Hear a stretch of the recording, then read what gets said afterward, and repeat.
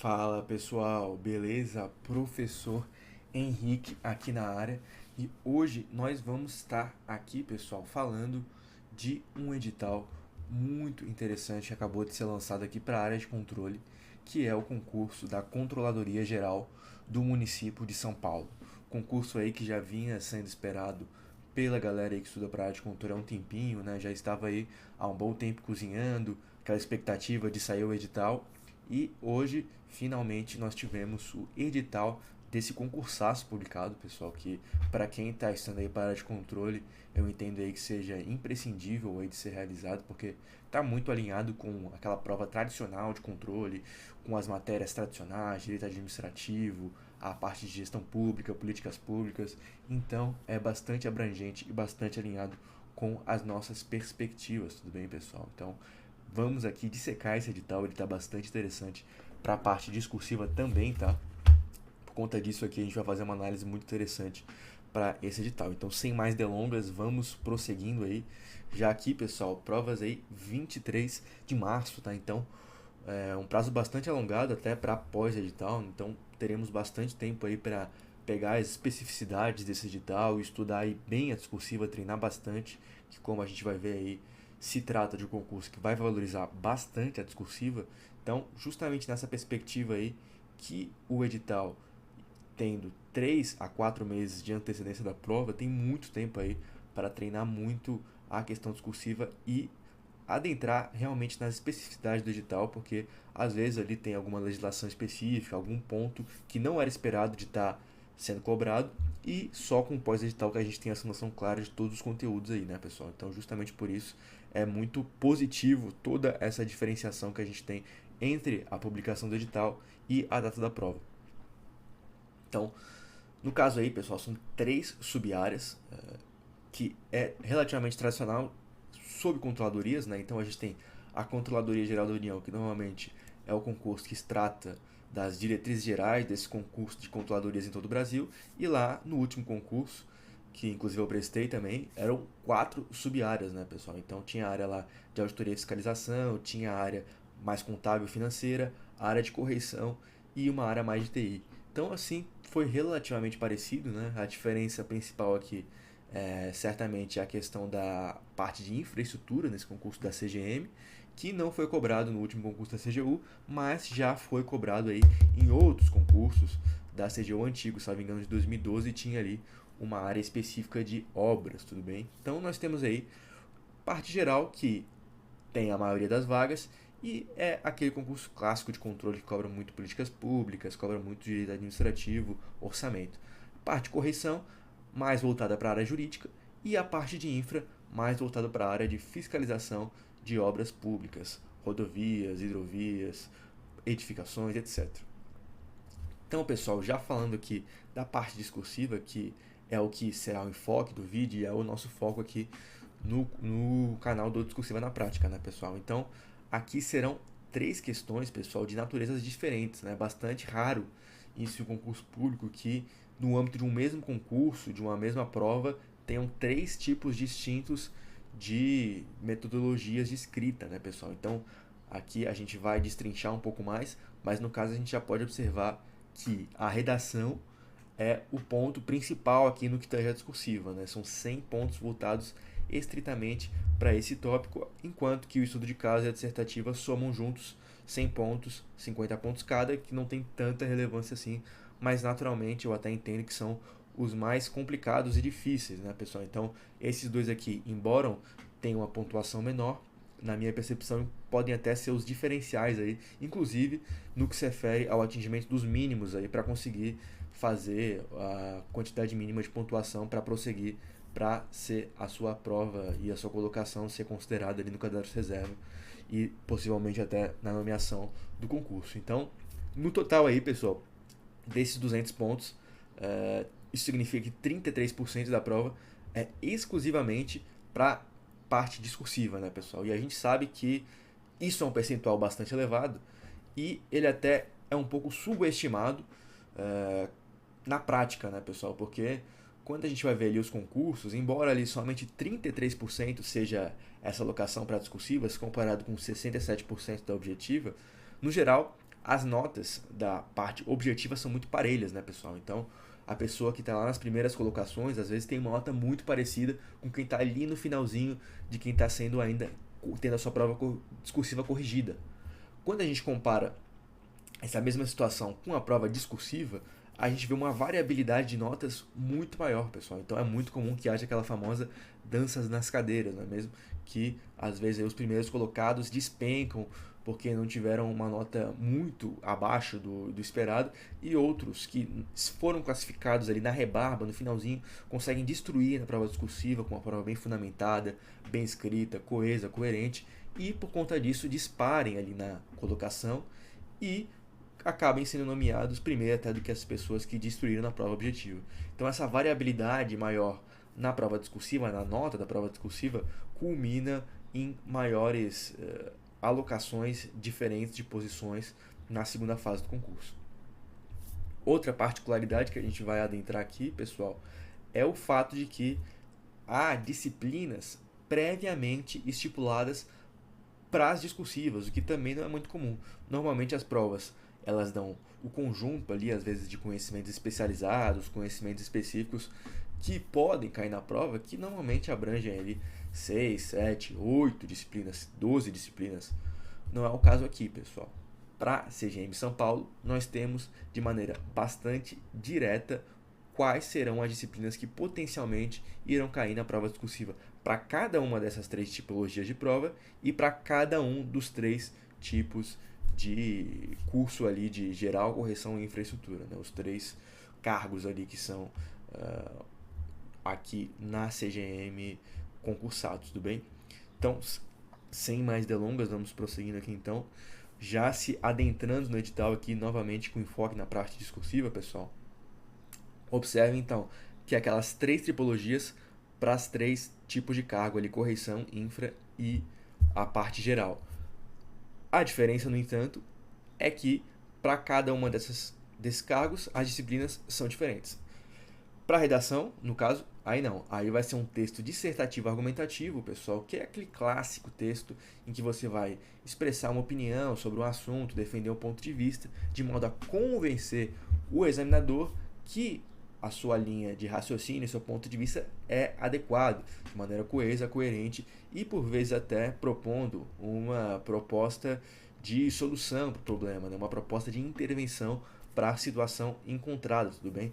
E essa temática não necessariamente está vinculada a um assunto do edital, isso também é bastante comum, pessoal. Normalmente aí esses temas de redação são mais abrangentes, envolvendo aí problemas políticos, sociais, econômicos que sobretudo o Brasil e até o mundo vivem, né? Pobreza, questões raciais, questões indígenas, questões energéticas, temas mais abrangentes aí que demandam uma capacidade analítica do aluno mais voltada para o entendimento aí das atualidades e da realidade brasileira. Tudo bem, pessoal?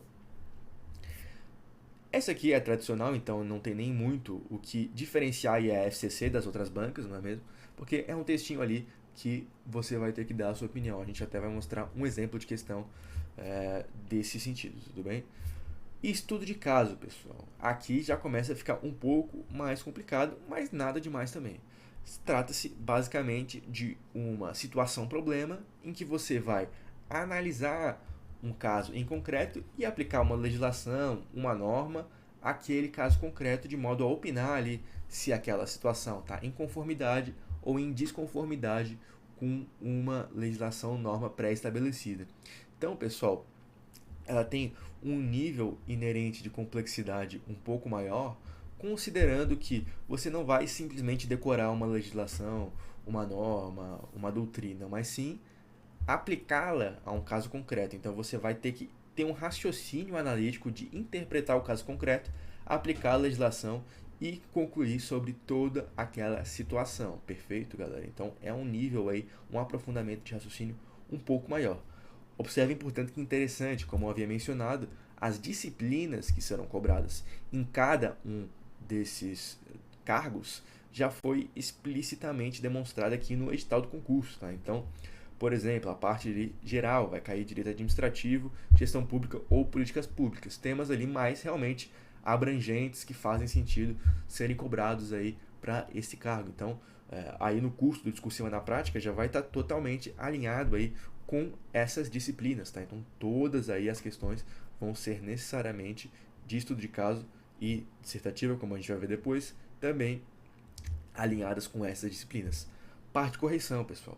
Direito administrativo sancionador, direito administrativo padrão e direito constitucional. Então, o direito administrativo sancionador é aquele mais aplicado ali, um pouco parecido com direito penal, mas com naturalmente as suas legislações específicas, né, pessoal? Então, por exemplo, ali questões relacionadas a processos administrativos disciplinares que são amplamente aplicados aí no contexto das correções das Controladorias Gerais da União, das Controladorias Gerais que centralizam essa função aí no âmbito dos respectivos poderes executivos. E aí, direito administrativo e direito constitucional, que são assuntos mais jurídicos, portanto, mais alinhados com a área de correição. Perfeito, pessoal?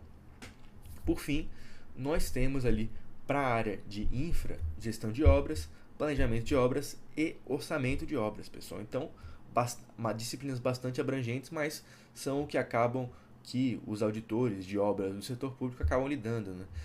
Dentro aí, certamente, abrangendo também as licitações e contratações de obras públicas no setor público, e que muito provavelmente vai ser um tema cobrado, aí, é um tema amplamente abordado em provas de concursos públicos para a área de auditoria de obras, que na prática aí são os temas que esses normalmente engenheiros são alocados aí para verificarem o bom funcionamento e a regular contratação dessas obras e serviços de engenharia, mas sem prejuízo também de outras disciplinas tradicionais, como a própria orçamentação de obra, o próprio planejamento, os caminhos críticos ali do percorrimento do cronograma da obra, que são bastante tradicionais de serem cobrados para essa área especificamente, tudo bem?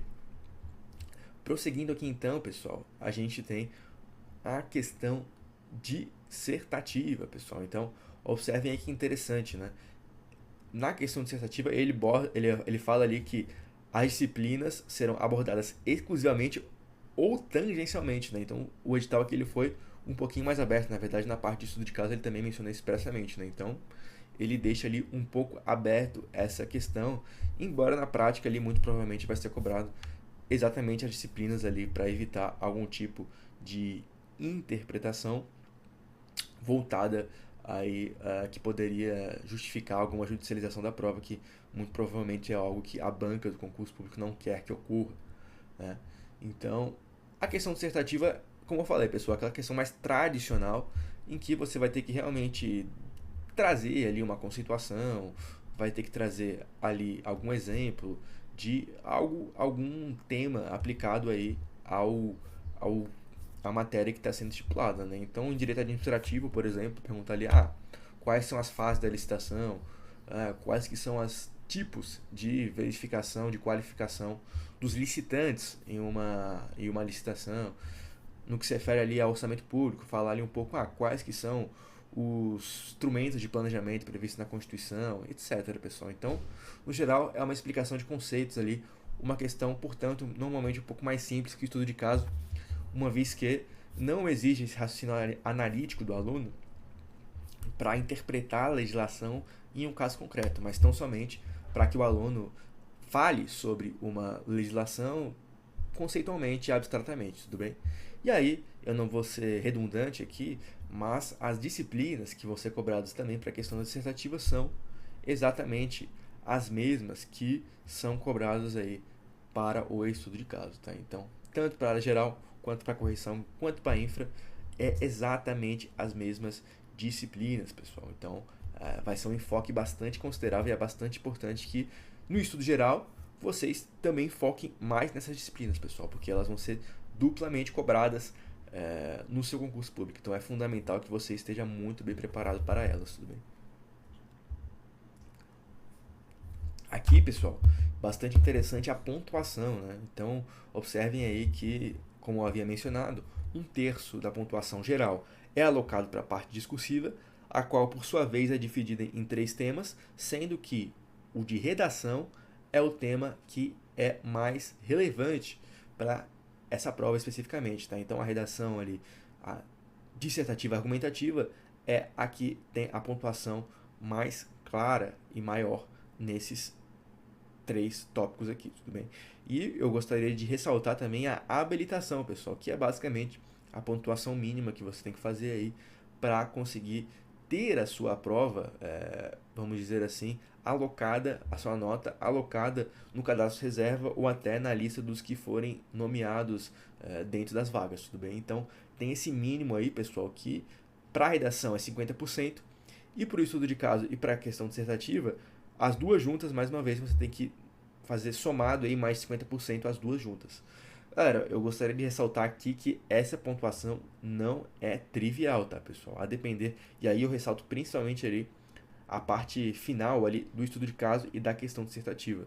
Observem que se uma das duas vier algo muito difícil, muito específico, pessoal, você vai ter que compensar muito alto na outra, né? De modo que, por exemplo, se tu tirou ali 10 no estudo de caso porque veio algo muito pontual, muito específico que você não sabia, você vai ter que compensar aí tirando 40 pontos no mínimo na questão dissertativa, o que certamente não é trivial, tá, pessoal? Então,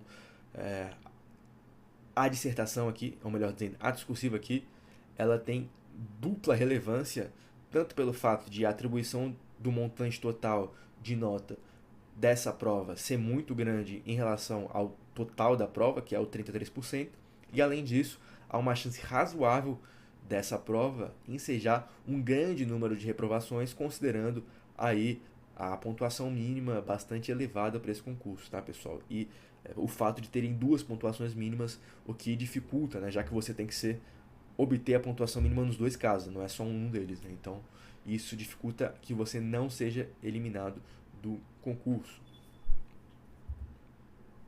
Aqui um exemplinho, tá, pessoal? Diretamente aí, questão quentíssima da FCC, caiu no concurso do Tribunal Regional Federal da Terceira Região aí.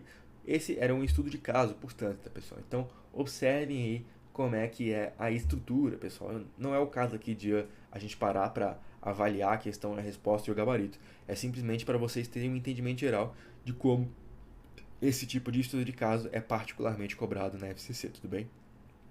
Então, aqui, observem, há uma situação ali, Rogério, observem, tem personagens ali que trazem uma situação já em voga com as legislações, que nesse caso aqui era o Código Civil, falando de hipoteca aí, no contexto da Caixa Econômica Federal. Então, ele vai contar toda uma historinha ali, pessoal, e aí ele vai meter ali no enunciado, considerando toda essa circunstância, responda. E aí, ele até pode cobrar o conceito outro, né, pessoal? Então, por exemplo, ali na A, ele está cobrando o que é um pacto comissório. Então, observem que é uma questão estritamente conceitual, tudo bem? Não é algo aí que é cobrado de forma a responder o estudo de caso. Na verdade, é uma pergunta mais abrangente que inicia ali a questão. Mas depois ele vai falar assim, tal direito, impedir Rogério que ele nasça, então ele já está adentrando ali na situação em concreto. Ali na C, o que são direitos de execução e de preferência do credor hipotecário. Então aqui ele está entrando na parte conceitual, mas ele já adentra ali no estudo de caso novamente. Tais direitos impediam que Rafael constituísse nova hipoteca em favor de Giovanna, aqui, mais uma vez, adentrando na situação em concreto, de modo que o aluno ali, o candidato, tem que fazer o raciocínio entre o que ele entende da legislação e a situação em concreto, de modo que ele conclua se aquela situação é aplicável ou não, se a legislação permite que aquilo ocorra ou não permite, etc. Tudo bem? Portanto, pessoal, aqui é uma estrutura clássica de estudo de caso, nada de muito diferente aí advindo da FCC não, pessoal. Aqui, no que se refere à redação, a gente tem aí uma situação bastante normal também no que se refere às práticas aí de textos dissertativos ou argumentativos para bancas de concursos em geral, né? Então, há ali dois textos motivadores que trazem uma contextualização do tema, de modo que ali que o candidato tenha um pouco mais de abrangência para entender o que ele realmente deve escrever, né? E até para ele ter ali alguma espécie de direcionamento, por vezes até dados, para se utilizar na sua linha argumentativa, tudo bem? Então é bastante padrão que isso ocorra e com a SCC não é diferente.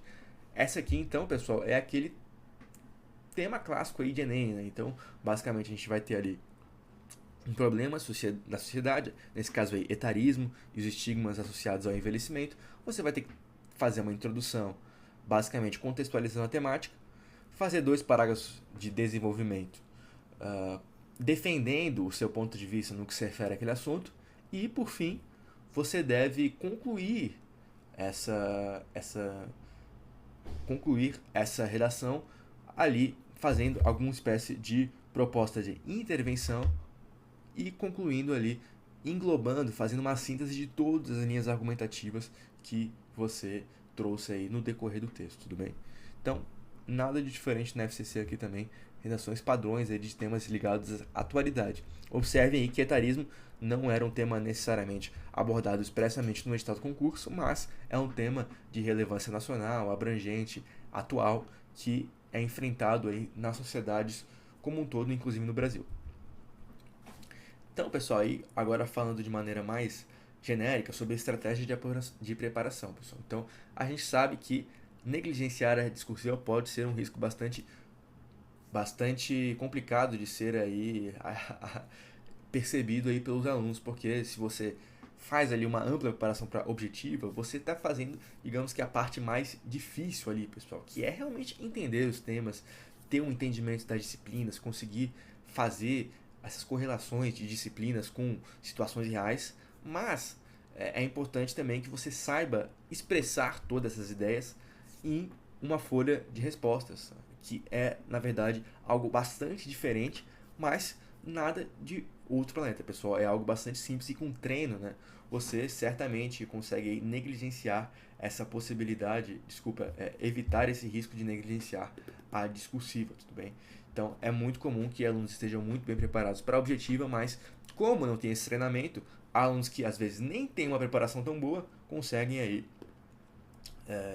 aí ultrapassar esses candidatos na classificação e serem nomeados no lugar deles, tudo bem?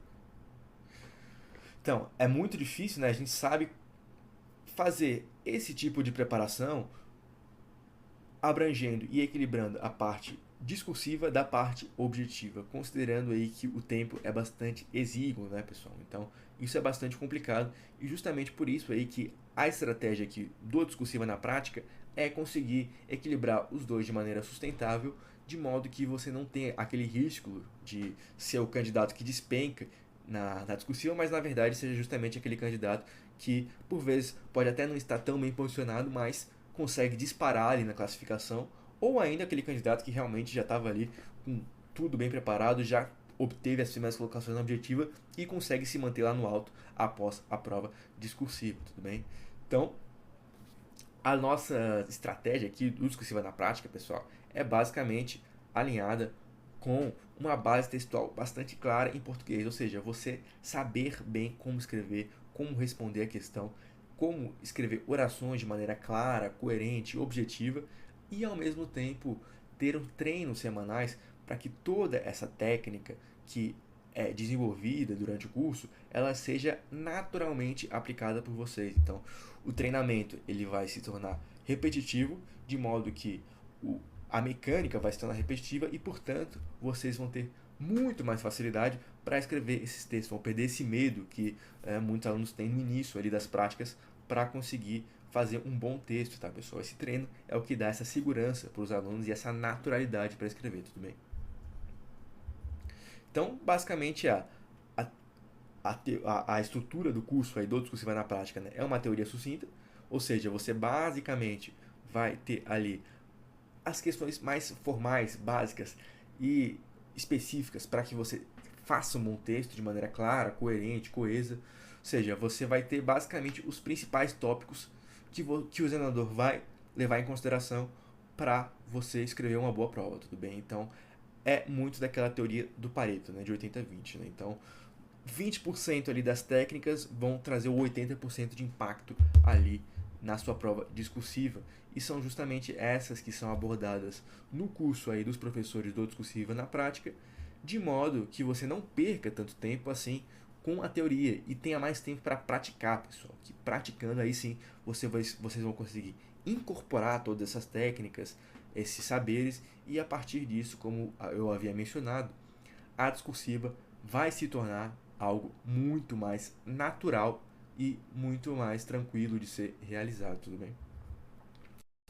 Então ali, uma estrutura básica de curso aí, pessoal, que nós professores do Discursiva na Prática alocamos, tudo bem? Então, a análise do edital, que é o que a gente está fazendo agora aqui, a apresentação do curso. Então, realmente ali, todo o passo a passo que você precisa para, por exemplo, enviar as redações para se corrigir, entender como funciona a dinâmica, tudo bem, pessoal? Então, é para dar uma abrangência ali, para você ter uma contextualizada sobre como o curso funciona.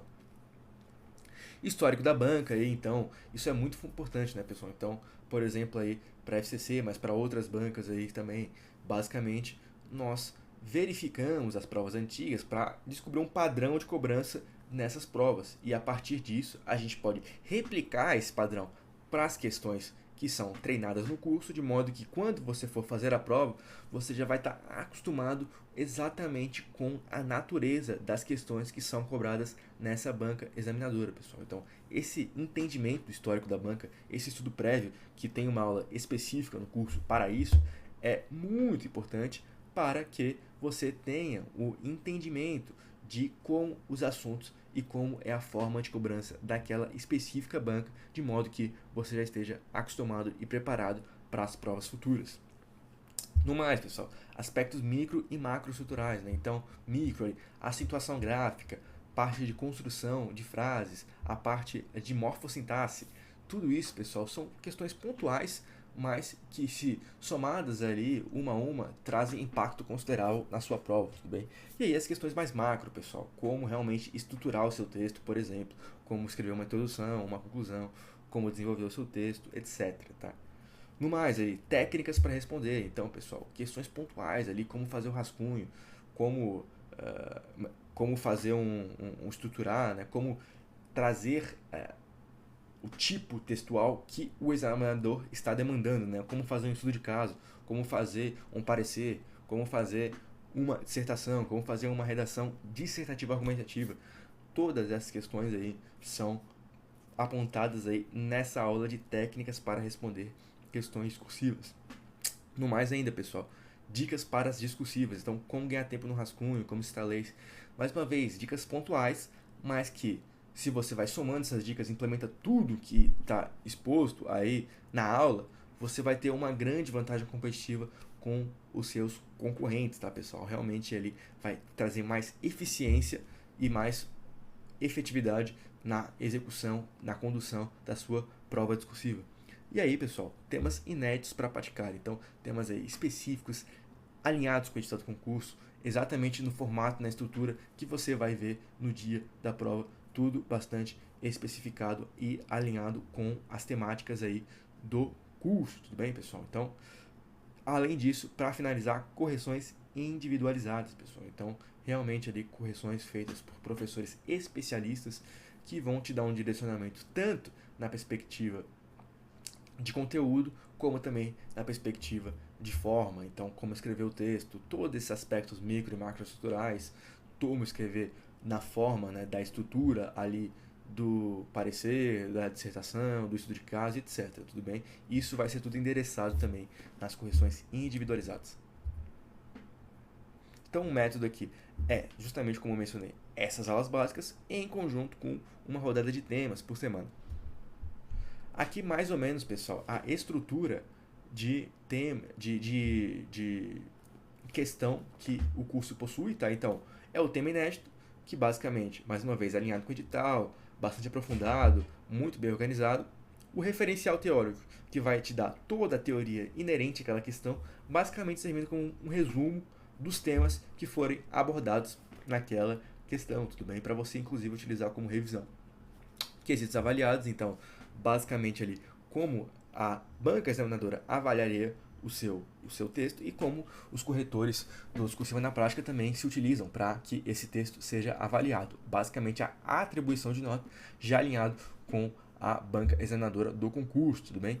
E, por fim, o modelo de solução, pessoal, que aí sim é basicamente o espelho ali, ou melhor dizendo, uma proposta de solução que, na percepção dos professores, tiraria a nota máxima ali, que abrangeria, na medida do possível, dentro da limitação de linhas, todos os tópicos ali que foram indagados pela banca examinadora e, portanto, tiraria a nota máxima. Quem está com você, então, eu, Jefferson, João, aí, professores bastante experientes nessa área discursiva e já aprovado aí em uma série de concursos de bastante relevo aí no país. Eu, João Lara e Jefferson Curti 9.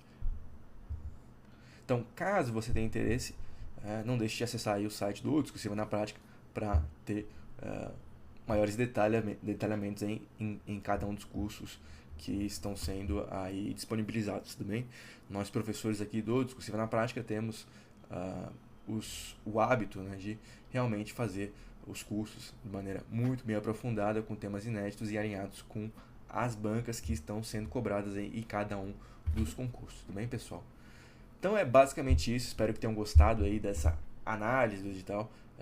Fico à disposição para qualquer dúvida que vocês possam ter e qualquer pontos aí que vocês tenham a dizer acerca, inclusive, do concurso da CGM-SP, beleza, pessoal? Então, no mais é isso aí, espero que tenham gostado.